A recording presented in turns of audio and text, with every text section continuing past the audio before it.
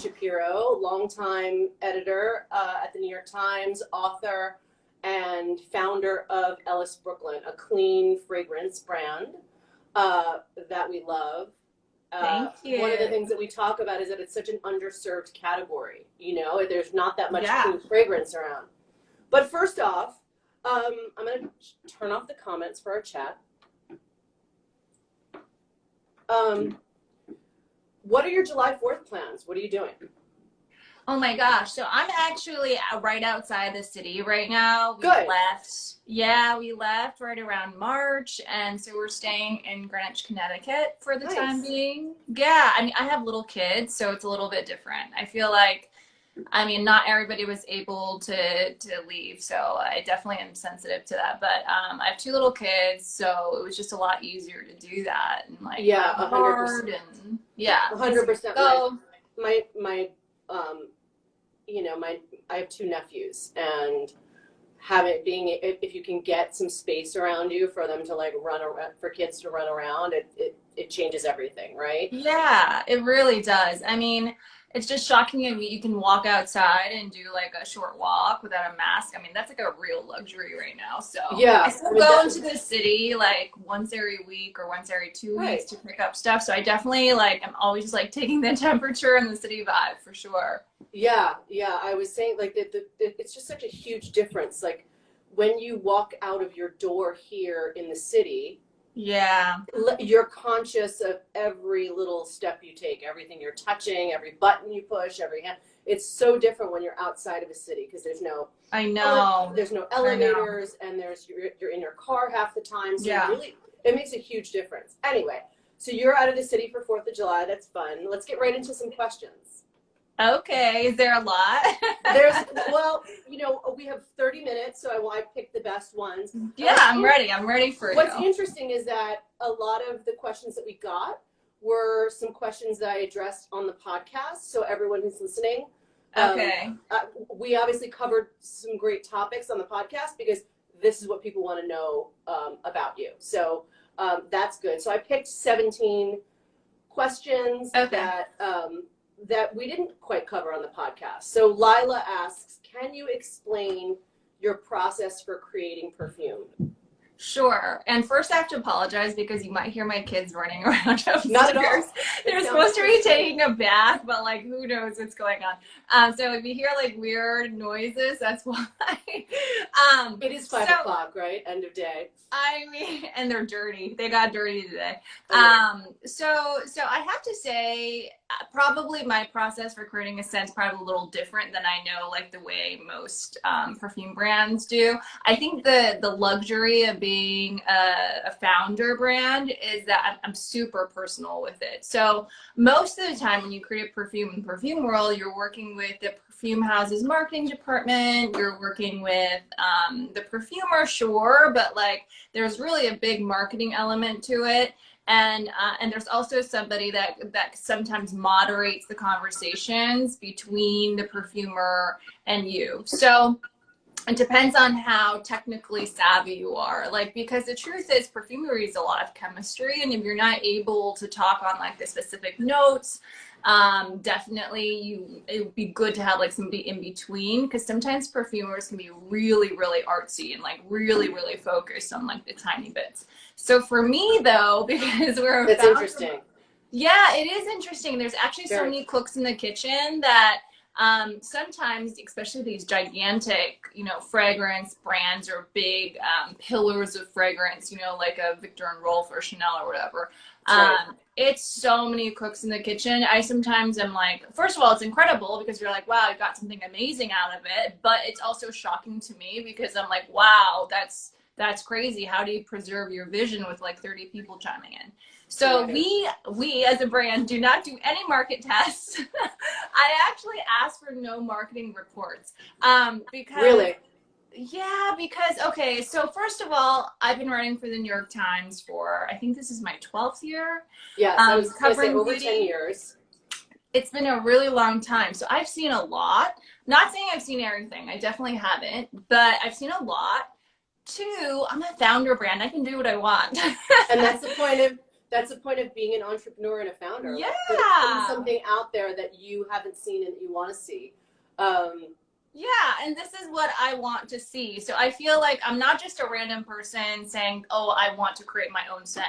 I feel like I do have this background in the New York Times. And on top of that, this is a scent I feel like is missing or is not there right now, or that I personally want. So there is that element in there of like, I personally want this scent in my life. Yeah. So I'm not gonna lie, there is that like very selfish motive, but no, absolutely. But that's, you know, that's what people go to you for. They go to you, they want sort of a piece of your taste level and your vision. And, you know, like you said, you know what you want because you've seen it all. You've tried a lot of it. So yeah, I'll also say this, having covered fragrance and other beauty categories for so long, fragrance particularly is dominated by guys for a long time. So yes. It's male creative directors, male perfumers, for a very long time. So I find it fascinating that this was the dynamic for so long, and this is the people who are telling us how we should smell, and smell is actually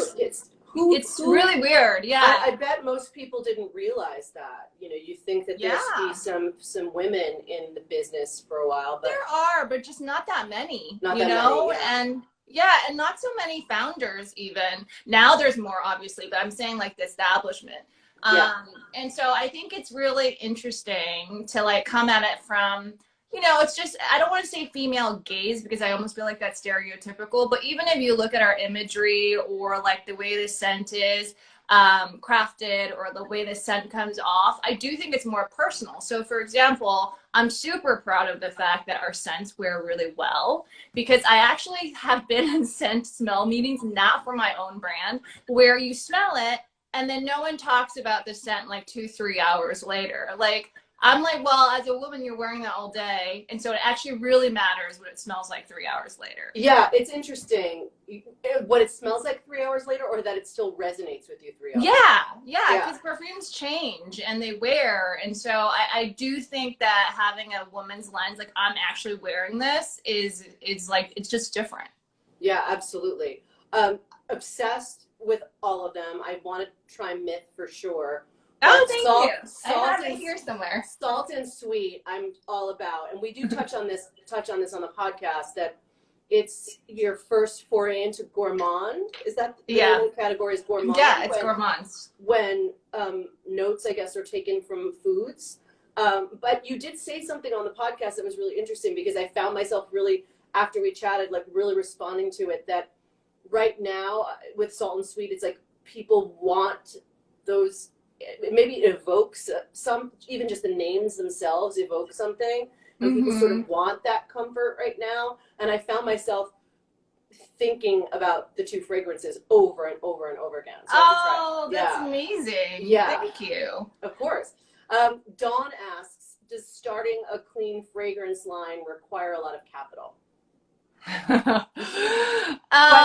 Question of the year, probably. Right? So I bootstrapped it, and I do not come from means. So I think that a lot of times people, especially in media world, I'm not gonna lie, that cover beauty and luxury fashion, oftentimes people are from means. I'm not.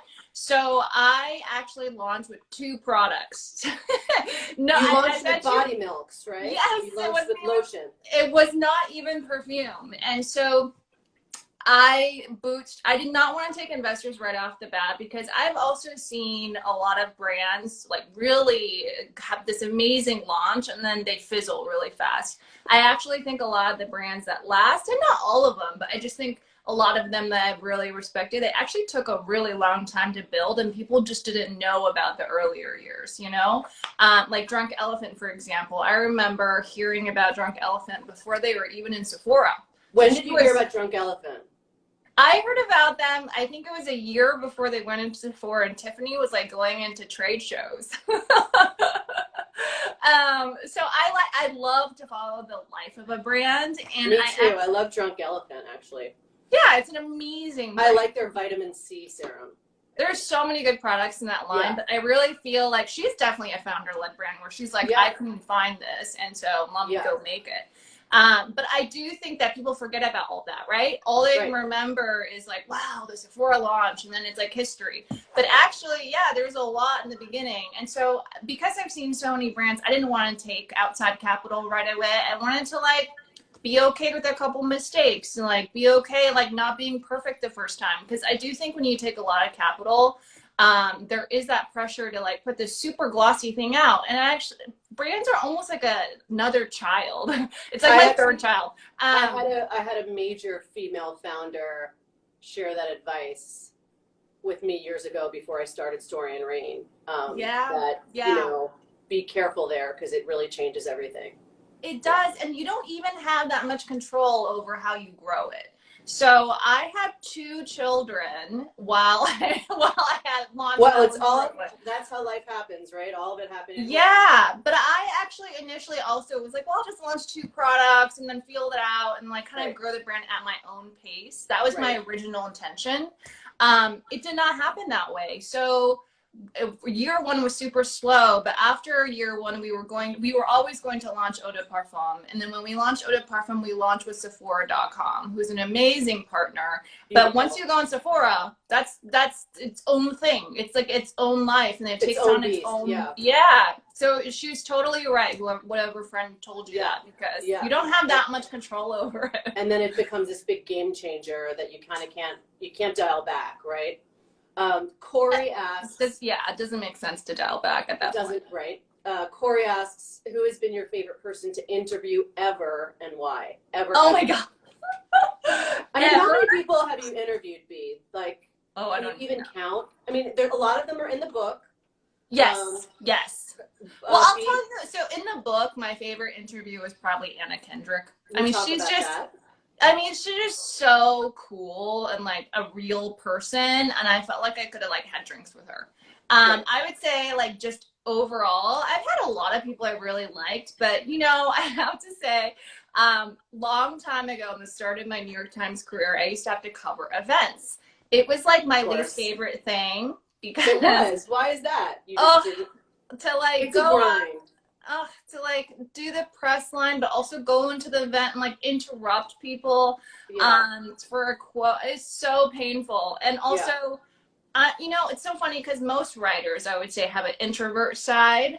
So that was really pushing me out there. Now, in retrospect, I'm so happy I have that experience because I literally can talk to anybody now. Like, you like learned how to go out. You learned how to go after what you needed or wanted. Right? Yes, because I just wanted to go home. You know, you didn't want to like stay at the party for like 3 wait hours until somebody finishes talking to somebody else. So, yeah. So you were talking about another. Yeah. So I had a really good experience with Keanu Reeves. Probably not surprising. Specific and funny. I love that. Yeah, it was in a press line. Press lines for me was the most miserable. Like it just was like most of the time the actresses don't want to be there, or they're being herded like cattle, which doesn't feel good for them. And Keanu, it was a small indie movie, and Keanu was just like he just like when you're talking to him, he just shuts out the outside world, does not care, is not rushed. Lovely, really thought about, like, I asked him a thoughtful question, but it wasn't like more like game What did you remember the question? I don't. I was so overwhelmed. I was like, wow, this guy is so nice and so thoughtful. It was so funny. One of the other reporters there took a picture of me interviewing him. So I don't have anything from the press line ever except for me interviewing. Oh, it's been immortalized. It's been immortalized. Yeah, but I don't know him, but it really was like a kind moment for me because I hated doing the press line so much. Well, and he took it seriously. He did, but like also in like a super thoughtful way. Smart. A lot of times people brush by the press line, and I hate to say it, but they almost look down on you, you know? Especially I've been there. Yeah. I was at a recent event, not that recent actually, but probably like a year or so ago, and it was a major celebrity hosted event, and it's and it was a crowded party, and it can be tough. It can be tough. It's a tough thing to navigate. There are a lot of like moving parts, and trying to get what you need. Yeah, and he just was not going to be rushed. Like, that was the most impressive thing to me. Like, he just was not going to be flustered. He was not going to be rushed. He was going to answer the questions the way he had no handler. Because, you know, sometimes you have the handler, like, pushing them along. Like, well, okay, yeah, that's 2 why minutes, I was 2 thinking questions, about you're this done. particular story because, there's a lot of handlers around, and it's hard to break in. That's amazing. I'm not surprised though. I'm not surprised that he was wonderful. You know? Yeah, totally. Selena is asking you, what brand of makeup do you wear most often? Ooh, you know, it depends. So I have to say I have a mix of clean makeup and not clean makeup. And I say this because I feel like sometimes when we all go clean, I think there's so much pressure to be clean, and then you feel bad when you don't wear the clean stuff. But then, so I'll give you an example. I have tried clean eye makeup before, and things have gotten better. I actually recently gotten a Beauty Counter palette that's quite good, and I got a palette by Lawless that's really good. But overall, because I have Asian eyes and my eyeshadow creases really, really easily. Yeah. So I use Urban Decay eyeshadow a lot. And I use Dior eyeshadow a lot. Yeah, they're the ones that stay the best for me. That being said, I really care about brands' values. So I actually wear a lot of Hourglass. I love Hourglass too. Yeah. Are you using the Naked palette from Urban Decay? Is that Naked? I do have their old Naked palettes. They actually don't make them anymore, I think. But I do have them. I have them. I've like stockpiled them. Yeah, they're so good. They're a little big is my only thing. Like, I wish. Heavy, that's the problem. Yeah. Because like when you travel, so I have also the little Dior palettes too that are like very small. Oh, good. Those are so those are my 2 favorite eyeshadow stuff. I do wear a lot of natural lipstick. So I wear Ilia, I wear Bite. I have some from RMS too. Oh, I really love Kosas too for lipsticks. Oh, loving Kosas. And I love the dual, the sort of cheek duos. Oh yeah, sure. So good. Yeah, I do have natural like brands for blushes too. So I use the Ilia stick. That's like your typical like NARS highlighter. I also use NARS though too. So like I have to say like NARS as a brand, now that I'm a brand founder, because I've always reviewed NARS before, I just think that they have just taken color to a different level. I have so much admiration for them because, like, literally, you could be like, I tried 10 lipsticks as a beauty editor, and then suddenly you try the NARS lipsticks, and you're like, why? Why is this color so good? Right. So I think that, they have some magic going for them. Beautiful sense of color. I was talking to, we did a podcast, and we did a live with makeup artist Mateen. Oh, I love it. And he talks. Well, he has a really interesting take. What you were saying reminded me of what a bit of the conversation was with Mateen. Just that clean beauty versus non-clean, clean makeup products versus non. And his take on it is that there's sort of like a place for both. Like, as long as you take it off, wash it off. Like, in the case of models and actors, right? They're putting it all on and they're taking it right off. Like, as long as you're not living in it 24/7, you can play around with both. That was his take. So I thought that was first of all, I love Mateen, so I'm not surprised at all that I agree with him. I'm not. Look, I think there's all different. Across the board, there's different definitions of clean. For me, I'm super busy mom. I'm an entrepreneur. Like, I'm not trying to judge myself so hardly. That's like the way I view it. Yeah. And I really do care about brand values. I would say probably for like my clean judging or whatever, I'm more strict with skincare because I know it's sitting on your face all day.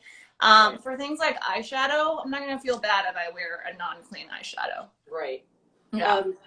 Alejandra, do you record the scents that appeal to you? Do you take notes or do you buy items? I think she's asking how you take note of what you like. Do you? Do you buy scent to remember? You buy it. I do buy sometimes. So I love to go to like, I know duty free sometimes have like weird scents that they don't even have in the US anymore. So if I'm traveling, back when we used to travel. Back when we were in airports. Yeah. So I mean, you have a lot of spare time. I love to go through because sometimes there's really old scents there too that you can think about as like, okay, what would be the modern day version for that? I really like this note of it, but I don't like that. I also really, because you know, the US is interesting. I think the US, the customer is just starting to get more sophisticated with scent. I think there is a scent customer here, but it's not like Europe where like almost everybody there that I met had some sort of story or some sort of tie to like fine fragrance. So when I go to Europe, I love to go into the little perfumery shops because they have so many different scents in there. And I just think that the taste is different. So I like to go check out, you know, the little indie perfume shops wherever I'm at. That aside, though, I really, really, really miss traveling because I actually, for me, traveling, like I love Bali, for example, because I love the smells of Bali. So like, it's magical. I mean, I can't even describe it. It's like cooking rice, but with coconut and jasmine and ylang ylang. I mean, it's just you just gave me like such a picture with what you said. But that rice element was so prominent for me. And it's just, so for me, traveling and having that sense of smell is as part of the layer of the experience is super important to me. But yeah, since that's been gone, I actually have been reaching more inner deep to like during the creative process to think about emotions. So like how emotions are tied to scent, like what can we do to like calm ourselves down, or what is it that makes us feel good or energized? So I've been thinking more about that these last 3 months or so. We actually have a question from someone. I'm going to skip ahead from Gina. Okay. Gina's asking, why are certain scents calming? Is there a science to that? That why lavender is calming? Like, where is it hitting people? That like, how does that work? It's actually in your brain waves. So isn't that crazy? Yeah, it's real science. Like they've done like MRIs on people even that shows the brain waves change. And I think that is one thing about our current state is that we're always on social media. We're always doing visual things that sometimes we're in such a rush that we're just so focused on the visual and we almost lose our sense of smell or just don't pay enough attention to it.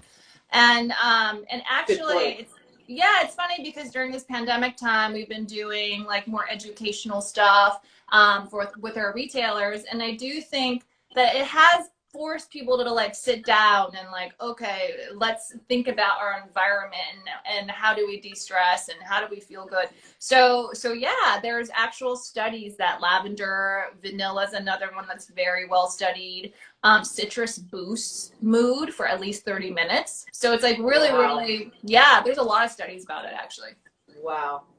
I knew a little bit about it, but I didn't realize it was that sort of study. Yeah. Powerful. Priya, how big is your team and what are your departments? Our team is so small. Good. It's good though. Yeah.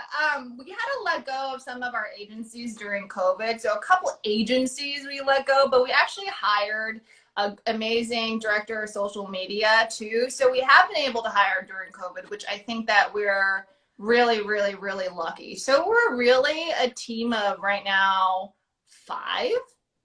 That's good. That's so small. Feels like, and social media, that's a very important role to have filled right now, right? Oh, she's amazing. She's super talented, and she has somebody underneath her that works with her too. And we have agencies. So we have. So how many agencies do you work with? Like, let me think. Or did you work with rather? Before we worked with 3, but now we're working with 2.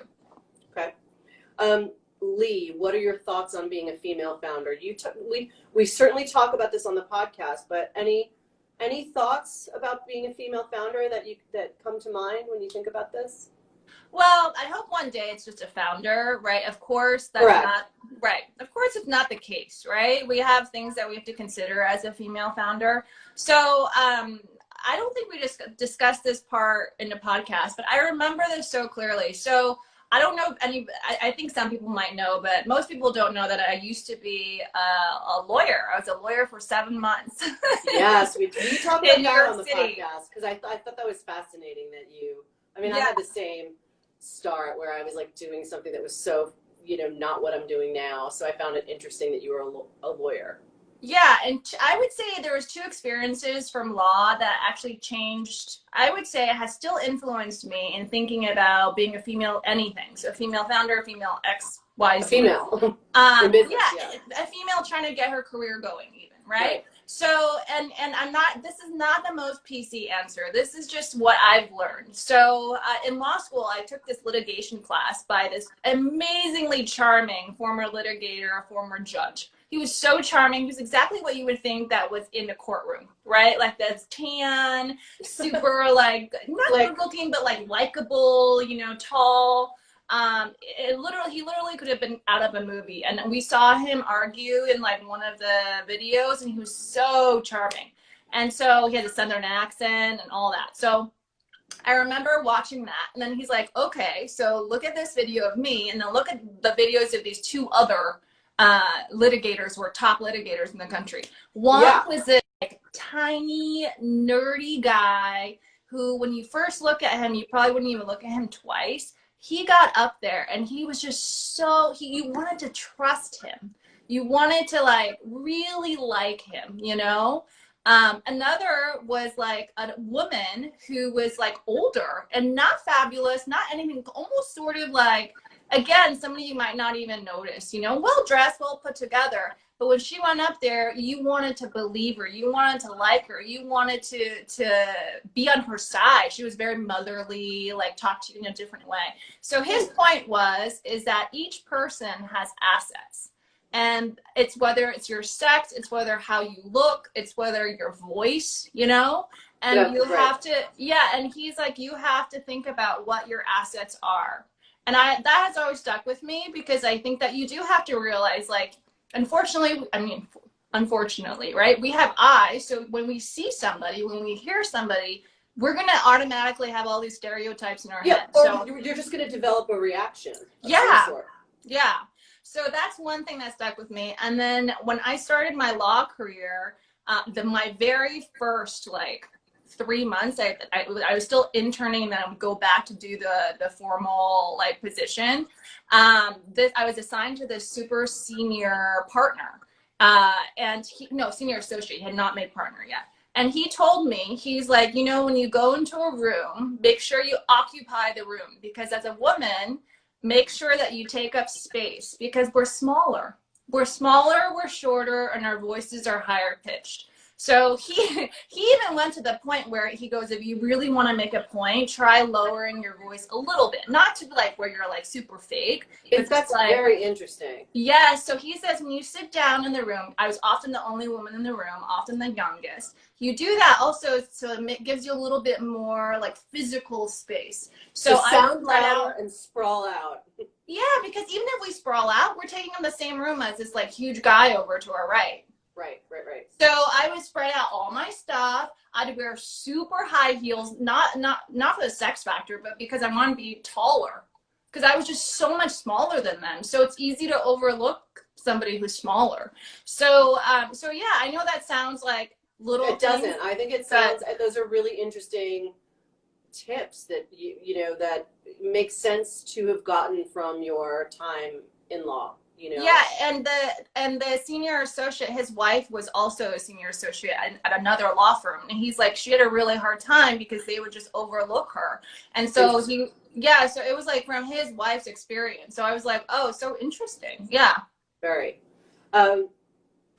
Michelle, what is the best advice you can give me about starting my own business? Anything? I mean, there are a million things, but anything top of mind for you? It's so hard to start a business. You started your own thing. Yes. And I think that, I don't know if you did this, but I certainly did this. I think there's a moment here or there where you're hemming and hawing. You're like, should I do this? Should I not do this? This is a lot of work. I don't know. And at some point, you just got to do it. And I would say the best piece of advice I can give is just do it. It won't be perfect. you know, and then you work on it, and then you're in it. Right. If you don't do it, it's not going to get done. So the first step is just jumping in. Yeah. This is a very specific question from Hillary. Are you looking for interns? I thought I'd ask. Actually, do you guys somebody hire emailed me interns? about Things are very different now. and I was going to interview her because, yeah, I think we are. Okay. Yeah, we are so short staffed. So, yes, you can email info@lsbrooklyn.com. We are looking for interns. Perfect. I love that we just did that, made that connection. Alex, I love this. This is like a question that I personally love. What does summer smell like to you as a perfumer? Like, what does summer smell like to you? So I'm a beach If you were going to make a fragrance called Summer, what would that smell like?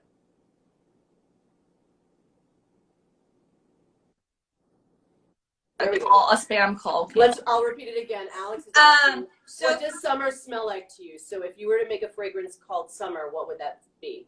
So I'm a beach girl. So for me, it's everything from like musk, that, you know, that musk smell you get from after you come off the beach and you've been like sweating the whole time. So sunshine, a little bit of saltiness, but also that like mixture of like sunscreen smell mixed in there. I mean, that would definitely be summer for me.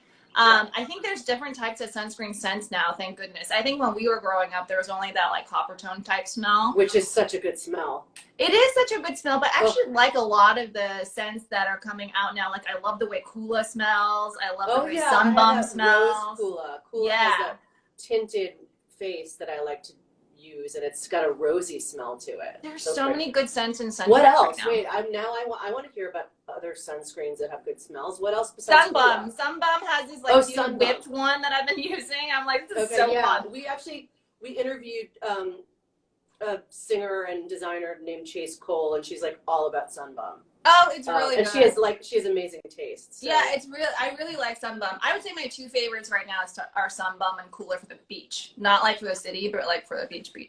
I have to relieve my nanny soon, so sorry. I could talk forever. We're gonna do one more question. Okay. Well, there's two. Let's wrap up with two. Okay, I'll be fast. Jill, I would like to hear your take on this too as well. Jill, what are the best beauty trends for fall in your opinion? Oh, I think because of mass, and I'm sure Mateen covered this too, I think the focus will be on eyes. I think that there's going to be really interesting eye makeup. I think that if you have time, like obviously if you're younger and you're in college or, you know, that younger generation, I love all the graphic stuff that's been happening, the super artistic eyeliners. That's very time consuming though. So I just think that overall there's going to be just like different color shades of eye makeup, and like it won't just be like your typical blacks and browns and stuff like that. It's just because you're covered most of the time here. So I think that people still want to have fun with beauty. So I think that there's going to be a lot of shift to like really fun eye makeup.